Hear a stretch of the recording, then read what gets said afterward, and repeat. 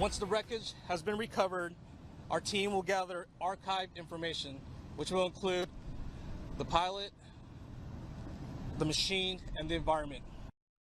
New details tonight in an NTSB investigation into a deadly helicopter crash in Cabazon. Within the last hour, officials saying that the complete investigation will take 18 to 24 months, with a preliminary report expected in 15 days.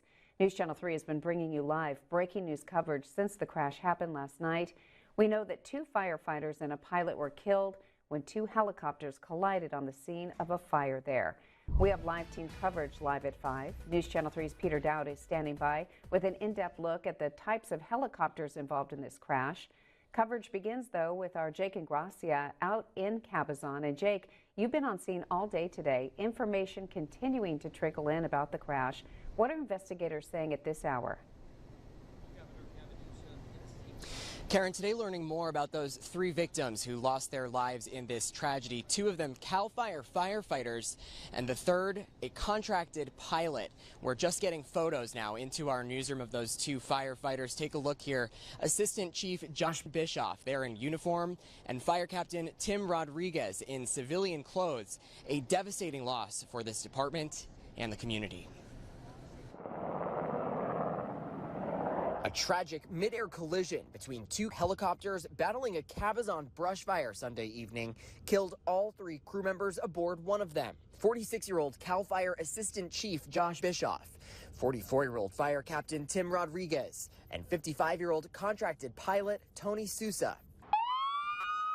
A procession overnight of dozens of firefighters and police officers carried the victims' remains away from the scene.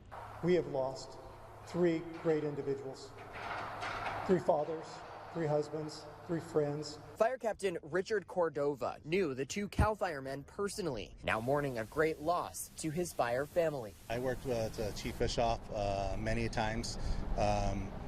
He was very approachable, always wanted to mentor people, just overall going up to him with a smile on his face. And the same thing with Captain Rodriguez. He was an up-and-comer within our air program. Very devoted to the program. Fire crews were dispatched after a structure fire ignited Sunday night, then spread to vegetation in the area. There's probably mid-air collision between 37 Sierra and 5 Alpha Sierra. There request for 2 additional helicopters. The collision taking down a smaller Bell helicopter, a chopper that hovers to coordinate operations. Its crash igniting a second fire with pieces of the charred wreckage still visible there. The larger of those 2 aircrafts, this Sikorsky water-dropping helicopter, more commonly referred to as a sky crane, remains intact there on the bottom of the hillside. It will now become the subject of the Federal Aviation Administration and National Transportation Safety Board's investigations. We're told the 2 people on board were able to land safely after that collision and are now okay. Neighbor Maria Fuentes saw the smoke, but just learned Monday of the crash's deadly toll. It says the commitment that they have, obviously. It says the passion that they have for what they do. It shows their, desire to risk their lives. And that's what they do, serve and protect. And we just heard from NTSB investigators on this. They are now bringing their drone team out tonight. They plan to spend the day tomorrow photographing the wreckage from all angles at all times of day before it is cleared away to a secure facility in Arizona.